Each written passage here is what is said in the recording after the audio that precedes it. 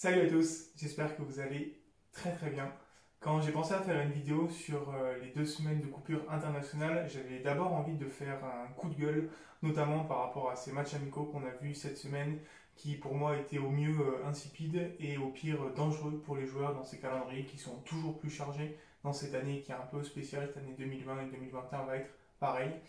Mais, il y a un mais, on a aussi pu voir cette semaine 4 matchs le jeudi soir entre des équipes peut-être un petit peu moins connues, mais qui ont abouti à la qualification de 4 nouvelles équipes, les 4 dernières, pour l'Euro 2021. Et cette joie qu'on a pu voir dans ces équipes à la fin de ces 4 matchs me fait dire que le foot reste un sport magnifique. Et j'ai plutôt envie de vous parler du coup de ces 4 matchs-là et de vous présenter pas mal d'infos que j'ai pu trouver sur les 4 derniers qualifiés pour l'Euro 2021.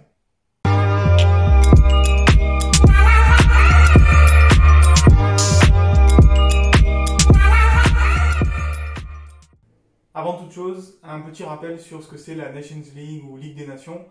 C'est une compétition qui a été créée par l'UEFA donc en 2018 pour permettre de concurrencer et personnellement j'espère à terme remplacer les matchs amicaux en proposant des matchs plus équilibrés parce qu'on regroupe tous les pays de l'UEFA sous 4 divisions, A, B, C, D, où A étant la meilleure division et D la moins bonne. Et on fait des groupes de 3 ou 4 équipes qui s'affrontent en match aller-retour.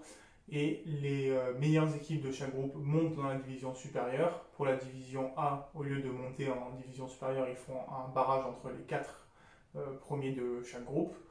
Et les moins bonnes équipes de chaque groupe descendent en division inférieure, sauf en niveau D, où on est déjà dans le niveau le plus inférieur. L'avantage, c'est que ça permet également de qualifier 4 équipes pour chaque euro, maintenant, au travers des barrages que j'apporte juste après. Et aussi, on peut qualifier 2 équipes pour les barrages de la Coupe du Monde, j'y reviendrai dans une autre vidéo.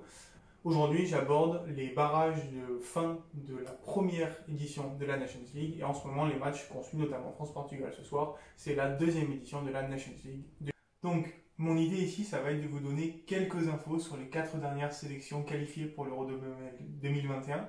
Je parle bien sûr de la Slovaquie, la Hongrie, la Macédoine du Nord et l'Écosse. Vous donner un peu les contextes de leur qualification et vous montrer pourquoi c'est une qualification historique. La première chose, évidemment, c'est que c'est la première fois qu'on a 4 qualifiés via la Ligue des Nations qui vont rejoindre 20 équipes pour l'Euro 2021. Pour le 2e Euro, donc à 24 équipes, on se rappelle que la première fois en 2016 en France, c'était un Euro aussi à 24, mais les 24 qualifiés de cet Euro 2016 étaient déjà connus via le parcours de qualification. Ensuite, pour parler de la Hongrie et de la Slovaquie en même temps, il faut préciser que ces 2 équipes qui étaient dans le même groupe de la phase qualificative pour l'Euro 2021, ils étaient avec le Pays de Galles et la Croatie, qui eux se sont qualifiés dans cette phase de groupe, et ils ont fini 3e et 4e à l'issue d'une dernière journée assez triste pour ces 2 équipes, c'est-à-dire que la Slovaquie a perdu 3-1 contre la Croatie, et le Pays de Galles a battu 2-0 la Hongrie, se qualifiant donc via cette victoire. Ça m'amène à dire qu'au final, il y a 4 équipes d'un même groupe de qualification pour l'Euro qui se sont qualifiées pour l'Euro 2021. Je trouve que c'est une très belle histoire et en même temps, c'est un peu une forme d'incohérence par rapport aux autres groupes. Pour parler plus de la Slovaquie, il y a une histoire assez drôle avec eux, c'est qu'ils ont éliminé toute l'Irlande en fait pendant ces barrages de Nations League. En demi-finale, ils ont éliminé l'Irlande et là en finale, ils ont éliminé l'Irlande du Nord à chaque fois après prolongation. Cette Slovaquie qui a donc pas mal de force de caractère puisqu'ils menaient 1-0 jusqu'à la 87e minute avant l'égalisation de l'Irlande du Nord et ils ont finalement trouvé les ressources nécessaires pour se qualifier via un but à la 110e minute des prolongations. La Slovaquie va donc participer à son 2e Euro consécutif puisqu'ils étaient déjà présents à l'Euro 2016 où ils ont atteint quand même les 8e de finale. Ça va également être leur 2e participation tout court à un Euro. Et pour finir, je voudrais vous parler de 2 joueurs qui sont un peu connus qui jouent dans cette équipe. C'est le défenseur de l'Inter Milan, Skriniar, et surtout l'éternel capitaine Marek Hamšík. À 33 ans, maintenant il joue en Chine et ça a été pendant longtemps l'une des figures emblématiques du Napoli. Maintenant, je vous parle un petit peu de la Hongrie, qui donc se qualifie pour l'Euro pour une 2e participation consécutive. Ils étaient également présents en 2016 en France, où ils avaient atteint les 8e de finale. Et surtout, ça montre un petit peu la renaissance d'une nation qui était assez dominante dans le football dans les années 70-80, mais qui n'avait plus participé à une compétition internationale entre 1986 et 2016. Voilà, une 2e participation consécutive, ça montre quand même le renouveau de cette équipe. Mais pour le coup, le renouveau cette année, ça a été vraiment une aventure assez incroyable. faut savoir donc que la Hongrie a fini 4e de son groupe de qualification pour l'Euro, mais en se qualifiant via la Nations League, ils ont atteint les barrages. Et cette finale contre l'Islande, elle est assez incroyable parce qu'ils sont menés assez rapidement dans le match. Ils sont menés jusqu'à la 88e minute par l'Islande avant que Neto égalise et qu'à la 92e minute, Szoboszlai, la nouvelle pépite du Red Bull Salzbourg, inscrive le but salvateur de la Hongrie qui les envoie donc à l'Euro 2021.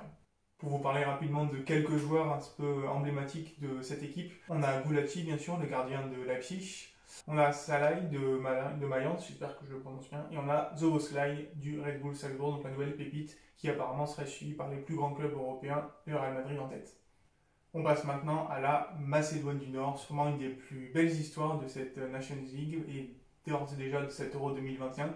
Ils ont battu 1-0 la Géorgie dans la finale de la Ligue des Nations niveau D. Et donc ils atteignent pour la première fois une compétition internationale, donc premier Euro pour eux. C'est vraiment une très belle histoire. Ça sera sûrement le petit poussé de cet Euro, même si c'est une équipe qui progresse quand même d'année en année, qui aujourd'hui est 68e au classement FIFA. On pourrait se dire que c'est peut-être l'équipe avec le moins bon classement FIFA qui a rejoint des phases finales d'Euro, si on exclut les pays organisateurs bien sûr, parce que par exemple on a la Pologne qui était autour de la 70e place pour l'Euro 2012. Mais en fait non, l'équipe avec le moins bon classement FIFA qui a rejoint les phases finales d'un Euro, c'était la Lettonie en 2004, qui était aux alentours de la 80e place. Enfin, comment parler de la Macédoine du Nord sans évoquer le nom de Goran Pandev, qui est le capitaine emblématique de cette équipe, qui a 37 ans et qui a inscrit le but de la victoire contre la Géorgie. Voilà, Goran Pandev, on le connaît forcément puisque c'était l'attaquant de l'Inter Milan lors du triplé historique Ligue des Champions, Coupe et Scudetto de l'Inter sous Mourinho en 2010. Enfin, on finit par la belle histoire écossaise, vainqueur de la Serbie au tir au but 5-4 après un match nul 1 partout.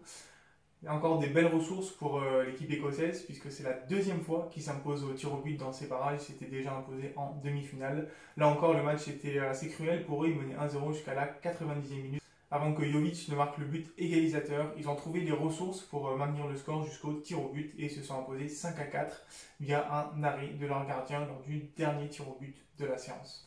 Pour l'Écosse, ce sera le 3e Euro de son histoire, mais une première participation à une compétition internationale depuis 1998, 22 ans, ça commençait à faire un petit peu long. Une particularité de cette équipe, alors c'était vrai en 2019, je crois que ça l'est également pour 2020, c'est que l'ensemble des joueurs de l'Écosse jouent en Grande-Bretagne, c'est-à-dire soit en Écosse, soit en Angleterre, et quelques joueurs au Pays de Galles également. On a forcément Robertson, donc capitaine de cette sélection et qui joue à Liverpool. On a Tierney qui joue à Arsenal, McTominay qui joue à Manchester United et bien sûr Jamie Forrest, l'attaquant vedette du Celtic qui est un des meilleurs buteurs de cette équipe écossaise.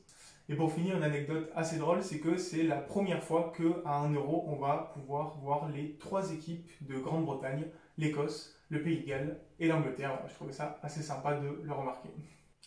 Voilà, j'en ai fini avec ces quelques infos que je voulais vous transmettre sur ces barrages de la Nations League.